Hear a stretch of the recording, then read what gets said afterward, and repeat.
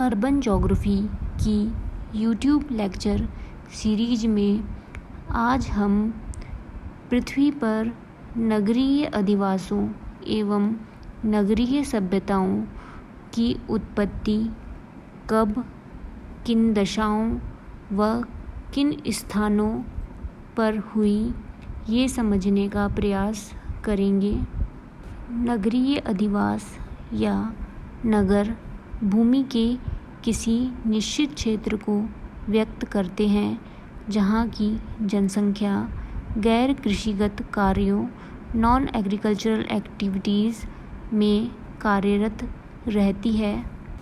परंतु जब हम नगरों की उत्पत्ति को समझेंगे तब हम यह जान पाएंगे कि नगरों एवं नगरीय सभ्यताओं की उत्पत्ति में कृषि के विकास का मूलभूत योगदान है। कृषि के विकास के बिना नगरों का विकास संभव नहीं हो पाता। किन्हीं कारणों से यदि कृषि के विकास में डिले होता तो शायद हम आज नगरीय विकास के एंशिएंट और मेडिवल पीरियड में जी रहे होते।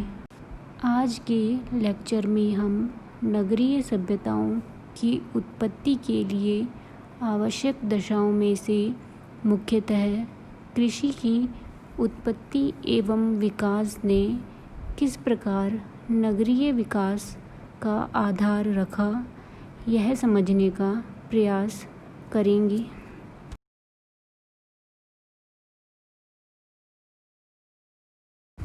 प्लेस्टोसीन आइस एज की समाप्ति के पश्चात लगभग 12,000 वर्ष पूर्व नियोलिथिक एज नवपाषाण काल की शुरुआत हुई।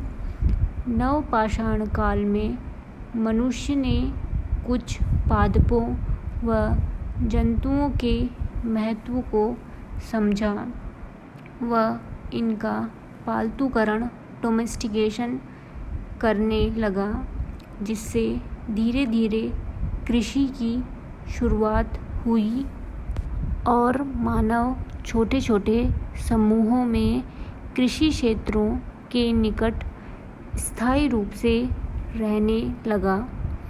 मानव द्वारा कृषि की शुरुआत आज से लगभग 11,000 से 11,500 वर्ष पूर्व या 9,500 से 9,000 BC के आसपास हुई। यहाँ BC से अभिप्राय बिफोर क्राइस्ट है, जो कि क्रिश्चियन कैलेंडर में ईसा मसीह के जन्म से पूर्व के वर्षों की संख्या को बताने के लिए प्रयुक्त होता है। इसी प्रकार AD का अर्थ एनो डोमिनी है, जिसका मतलब है in the year of the Lord, और क्राइस्ट अर्थात ईसा मसीह के जन्म के बाद के वर्षों की संख्या। वर्तमान में रिलीजियस न्यूट्रलिटी के लिए BC व AD के स्थान पर BCE व CE का प्रयोग होने लगा है। BCE से अभिप्राय है बिफोर कॉमन एरा, अर्थात सामान्य काल से पूर्व, जो कि BC के स्थान पर प्रयुक्त किया जाता है।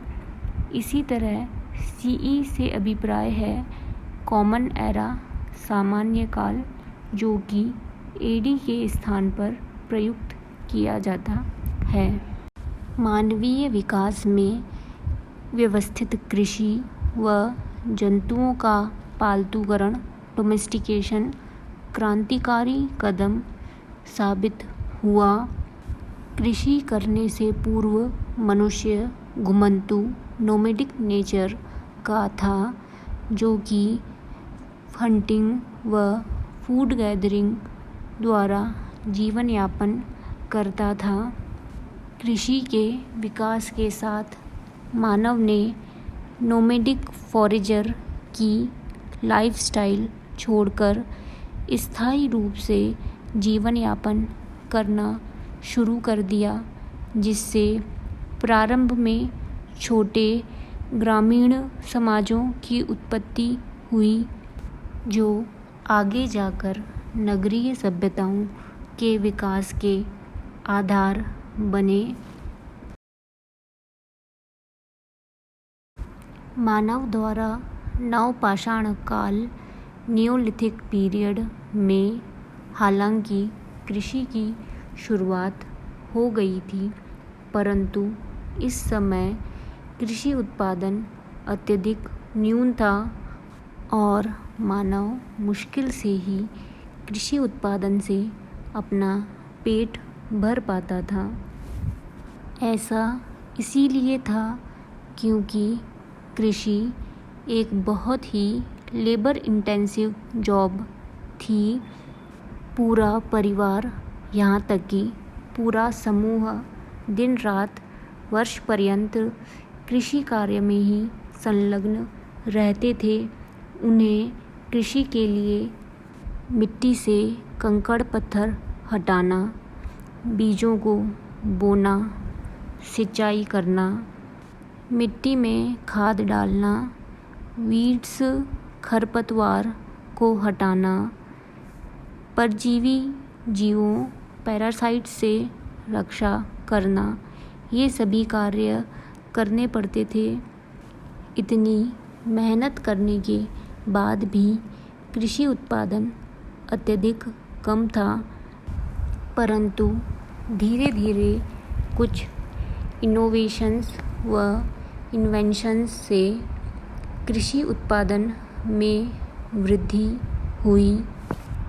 6000 से 4000 BC के मध्य नई पादप व जंतु प्रजातियों के डोमेस्टिकेशन, कृषि में जंतुओं के प्रयोग, हल व कुदाली, प्लो एंड हैरो का आविष्कार, पहिएदार गाड़ी, व्हील्ड कार्ट, सेल बोट, धातुओं का उपयोग एवं धातु क्रिया, मेटालर्जी, सिंचाई पद्धतियों का विकास आदि से कृषि उत्पादन में वृद्धि होने लगी।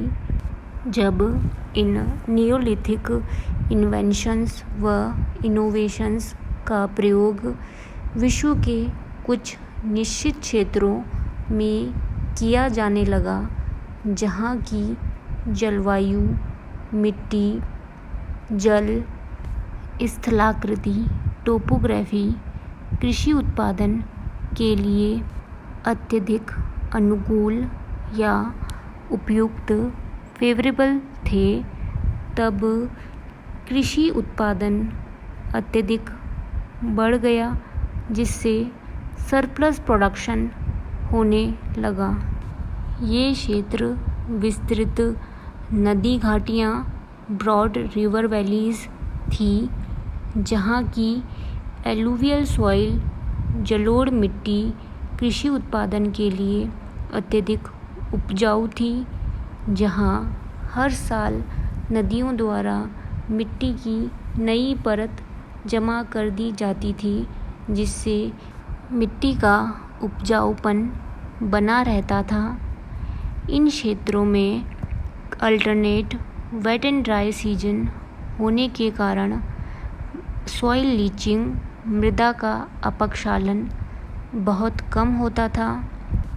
यहाँ भरपूर मात्रा में धूप, सनशाइन प्राप्त होती थी और सबसे महत्वपूर्ण, नदियों द्वारा सिंचाई के लिए पर्याप्त मात्रा में जल उपलब्ध रहता था।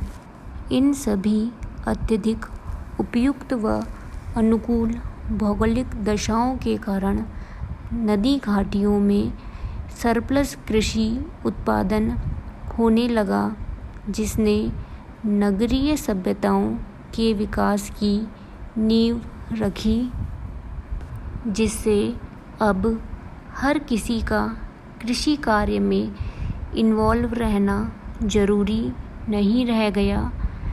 कुछ व्यक्ति ही बड़े समूह के लिए कृषि उत्पादन करने लगे।